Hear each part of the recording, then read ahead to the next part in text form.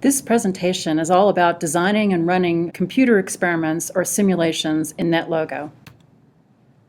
So far you've been writing programs and progressing towards writing models in NetLogo. And a model is the actual program that you write, and it's an abstraction of the real world. It captures the elements of a system and the behavior of the elements being modeled. A simulation is actually using the model that you've developed. So you're running the model to simulate the passage of time and exploring the behavior of the model system over that time. In studying complex systems, sometimes unexpected patterns emerge that weren't explicitly programmed into the model, and that's part of the beauty of complex systems. So why would you want to run simulations on your computer? Well, once you develop the model, you can run it many times and run many parameters, and it doesn't really cost you anything to do it except your time. And perhaps if your model is very complicated, use of a very, very fast computer. You can also develop models for situations where experimentation is too difficult. Perhaps running an experiment is too dangerous or too expensive or just too time intensive. You can break simulation models into two different types. One is deterministic and one is stochastic. A deterministic simulation model provides a single output for each set of inputs. There's no randomness involved in the model. A stochastic simulation model can produce different outputs for each set of inputs. That's because randomness is involved. Agent-based models of complex adaptive systems all have randomness, and therefore they're stochastic. So when you run the model, you get a distribution of possible outcomes. After you've developed your model, you have to think about how you're going to run your simulation. You have a number of input parameters that you're interested in looking at. We're going to talk about simple parameter sweeping, which is a one-dimensional sort of approach to evaluating the parameters. And that's where you hold all the other variables constant and just change one variable at a time. So you would set the minimum, maximum, and the increment for one variable and sweep that one variable from the minimum to the maximum value using that increment. Another thing you have to think about when you're running a stochastic model is repetition, because for each set of input variables, you're going to have a somewhat different result. So you need to repeat the model at the same settings or the same parameters and get an average value for that set of parameters. Or maybe you want the actual distribution that you would get for that set of parameters. And last but not least, you have to think about what kind of output you want. And that really depends on what you're modeling. You're looking at the change in time of certain parameters, perhaps the number of turtles or how many turtles are sick or whatever it is that you're evaluating. We're going to explore simulation using a model from the NetLogo model library. We're going to use the ant foraging model called ANTS, in which there are piles of food and the central ant colony. The ants wander around looking for food. When an ant finds a piece of food, it carries it back to the nest and drops a chemical along the trail as it moves. The chemical has an evaporation rate, and it actually has a diffusion rate. So over time, the chemical will evaporate and no longer be present. But in addition to that, instead of being a very fine line where the ants walked, it will diffuse and make a wider trail, depending on the diffusion rate. Other ants are also wandering around, and they find the chemical trail.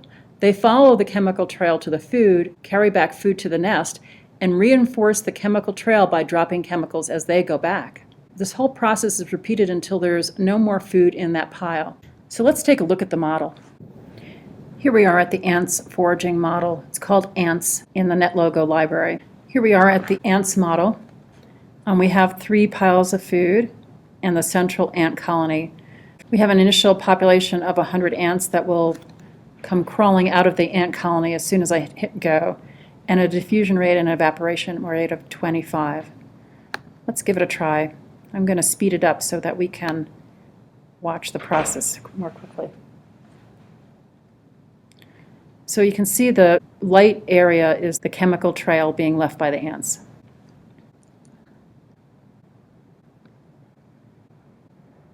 Right, there's no more food left, so we can stop the model. Now we have these 3 parameters that we have sliders for that we can vary as we're running this model. The 3 parameters are the number of ants, which can be varied from 0 to 200, the diffusion rate, which can be varied from 0 to 99, and that tells you how fast the chemical diffuses away from the central line where the ants drop it, and it gives you an idea of how wide the trail is.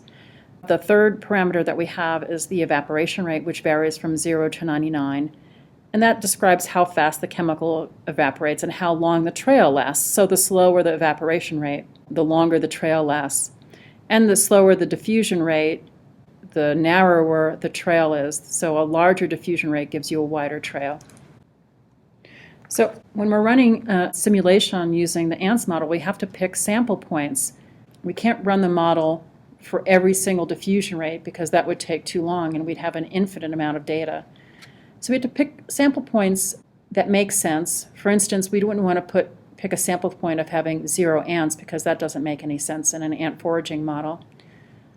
And it must represent the variable or parameter being explored. So just evaluating the extremes is not enough because we don't have an idea of how the data varies in between those two values.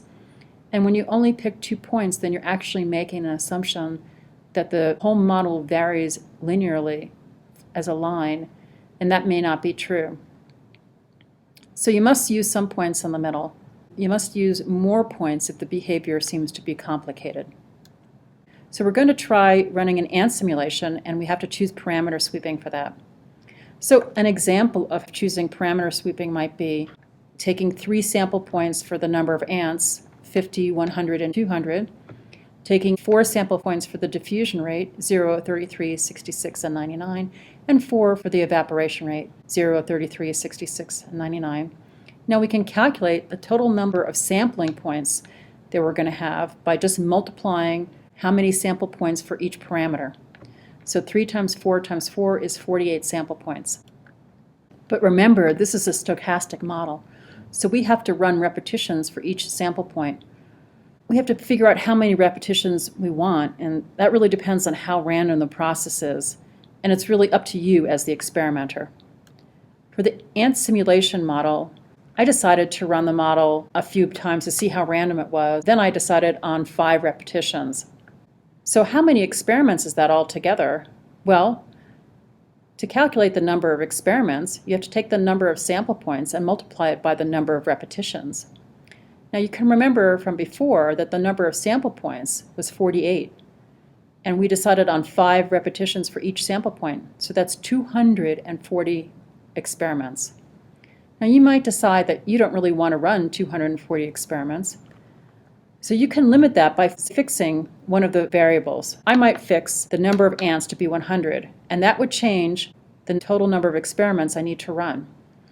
So the number of sample points would be 4 times 4, because I would still have 4 diffusion rates and 4 evaporation rates, times the 5 repetitions, or 80 experiments. That's what I'm going to do. Now, we also have to figure out what output we want. The simulation output depends on the model you're using. You might choose the number of ticks, the number of agents, the number of patches for a certain color. It could be almost anything in your model.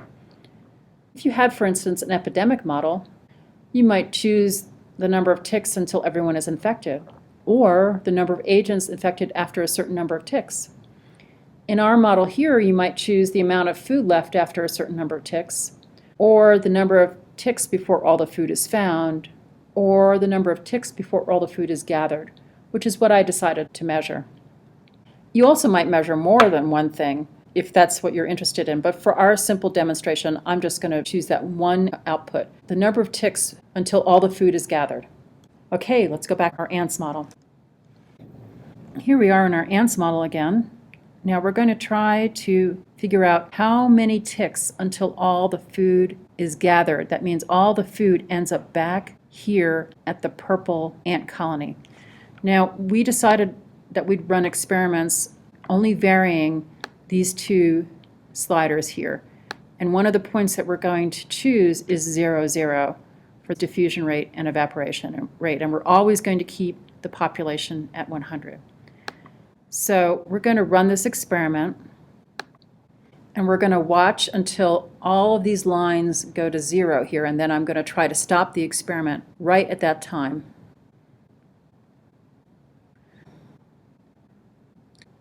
I guess I could speed it up. Now I have to stop it right at this time. Is it 0 yet? Can't really tell. Oh. So one of the problems I have right off is that I have to watch the program very carefully in order to pick the right stopping point. So that's a little hard. I'm going to be off, and I could be off significantly if I become distracted in any way.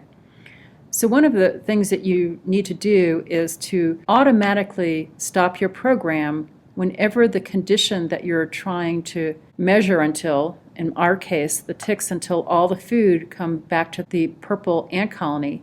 And when that happens, then I want the program to stop automatically. Let's see how we would do that. We're going to learn now how to stop a forever button. Your forever go button can go on forever, and literally in this ant model it would go on forever because even though there's no food left, the ants keep wandering around. And one reason we want to stop a forever button is to get a very accurate measurement. Another is that we just don't want the program to run forever. So to automatically stop a forever go button, you need to put a conditional statement at the very top of your go procedure. And it would look something like this. To go, if and whatever that condition is, and then in square brackets, stop. And then you would have all the rest of your commands in your go procedure and end. Let's go take a look at this. So this is a new ants model, and we'll go to the to go, which is way down here, and you'll see that I put in this conditional statement right here. A conditional statement contains a Boolean. In this case, it's a Boolean with the AND Boolean operator. So with the AND Boolean operator, both sides of the statement have to be true in order for the overall conditional to be true. I have a variable called total food, and that's how much food is on any of the patches that are not inside the ant colony. So when the total food is 0, then this statement would be true. I tried that by itself originally, and it stopped the program as soon as an ant picked up the last bit of food, and so the ant was still not at the ant colony with the food. So in addition to that statement, I also put in this turtles with food variable. So that monitors if any turtle at all has food on it. And if it does, then the value is not 0. But as soon as there's no turtles with food, it becomes 0, and then this Boolean becomes true, and once both sides are true, then the program will stop. Let's give it a try. Here we're going to run it with the diffusion rate of 99 and the evaporation rate of 99. We have our 3 piles of food, and here we go. I'm going to speed it up, see if it will stop. Okay, so the program stopped automatically, and I can pick the number of ticks off, which is a measure of time in this case, right here from the top of the NetLogo world. So I would run this program 80 times to get the data that I need. I would run it at each of these parameter settings 5 times and take an average of that. And I would change the parameter settings to be the parameters that were in my parameter sweep, so 0, 33, 66, and 99, 0, 33, 66, and 99. And I would only vary one parameter at a time, and then I would switch the other parameter and run all 4 settings again. Once I did that, I would get data that looks like this. So here's the table of the average results. These are the average number of ticks until the food is gathered for each of the sample points we chose in our parameter sweep. Now, this table is very useful. Sometimes graphical information can be easier to understand. Here's a graph of the same data. On the bottom we have the diffusion rate, and each line represents a different evaporation rate. So we can see that for evaporation rate of 0 and an evaporation rate of 99, that the diffusion rate has little effect on the number of ticks it takes for the ants to gather all the food. But for intermediate evaporation rates, the diffusion rate plays a large role in how long it takes for ants to gather the food. It has the most effect at an evaporation rate of 33. This one is the effect of evaporation rate on the average number of ticks. And we can see that when the diffusion rate is 0, there is no effect of evaporation rate. But at higher diffusion rates, there is a nonlinear effect of the evaporation rate. In other words, an evaporation rate of 0 and 99, the same number of average ticks for the ants to gather the food, but at intermediate evaporation rates, it takes longer, which is a very interesting and nonlinear result. We would not have been able to identify this effect if we just took the maximum and minimum values of the evaporation rate. After you run the interesting experiment on ant foraging, you're going to have to do something with the information, and so you might have to write something up. So the whole point of writing up an experiment is not only to tell people about the experiment, but also to allow people to replicate that experiment or reproduce those results if they want. So a good computer simulation write-up would include the following things: a description of the problem of interest and perhaps the abstraction used, a description of the model itself, so that's going from the conceptual abstraction of the problem. In this case, we have ants in an ecosystem. Now, we didn't include the entire ecosystem because we were only interested in ants foraging, but other things could affect that foraging, so we just focus on ants and food. That's an abstraction. But the actual description of the model, or what the parameters are for the model, for instance, we decided in this model, diffusion rate and evaporation rate of the chemical dropped would be important. And we're not going to include things like disruption of the chemical trail by animals walking over it. After we define the model, then we have to have a description of how we're going to do the simulation, just like earlier in this presentation. How are we going to evaluate the parameters? What sampling points are we going to take? And how many repetitions? Then we have to talk about the results, maybe a verbal description and/or tables and graphs. And then you might present a conclusion. What interesting information can you get from this model? So in summary, a model is the program that captures the elements of a system being modeled and the behavior of those elements. A simulation is running the model to explore that behavior of the modeled system over time. A deterministic model provides a single output for each set of inputs because there's no randomness involved. A stochastic simulation provides different outputs for the same set of inputs because randomness is involved. Agent-based models of complex adaptive systems have randomness, and therefore they are stochastic. So you can look to find a probability distribution of possible outcomes. To perform a stochastic simulation, you have to include parameter sweeping and repetition.